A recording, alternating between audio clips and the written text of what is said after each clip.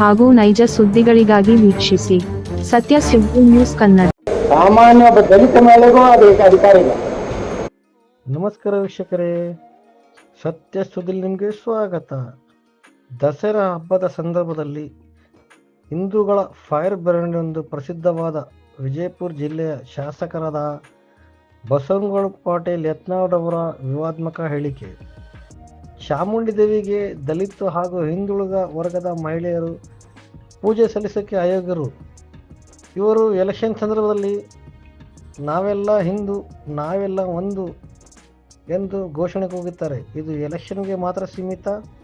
ಇದು ಎಷ್ಟು ಮಟ್ಟಿಗೆ ಸರಿ? ವರದಿ ಸೈಯದ್ ಇರ್ಫಾನ್, ಸತ್ಯ ಸುದ್ದಿ ನ್ಯೂಸ್ ಕನ್ನಡ.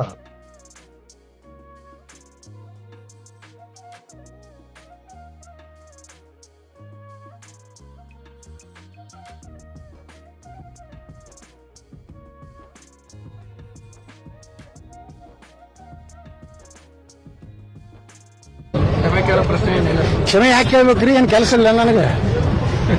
ನಾನು ಒಮ್ಮೆ ಮಾತಾಡಿದ್ರೆ ಹೊಳೆ ತಗೋದಿಲ್ಲ ಎಂದು ವಾಪಸ್ ತಗೋದು. ರಾತ್ರಿ ನಿಷೇಧಾಗ ಮಾತಾಡಿ ಬೆಳಿಗ್ಗೆ ಮಾಧ್ಯಮಗಳು ತಿರುಚಿದ್ದಾವೆ. ಮಾಧ್ಯಮಗಳು ಉದ್ದೇಶಪೂರ್ವಕವಾಗಿ ನನ್ನ ರಾಜಕೀಯ ಮುಗಿಸ್ಲಿಕ್ಕೆ ಅಂತ ಇಲ್ಲ. ನಾಟಕ ಕಂಪನಿ ಏನಿಲ್ಲ. ಏನಿರ್ತದೆ ನೀವು ಮಾತ್ರ. ಸಾಮಾನ್ಯ ಒಬ್ಬ ದಲಿತ ಮಹಿಳೆಗೂ ಅದಕ್ಕೆ ಅಧಿಕಾರ ಇಲ್ಲ. ಸಾಮಾನ್ಯ ಒಬ್ಬ ದಲಿತ ಮಹಿಳೆಗೂ ಅದಕ್ಕೆ ಅಧಿಕಾರ ಇಲ್ಲ.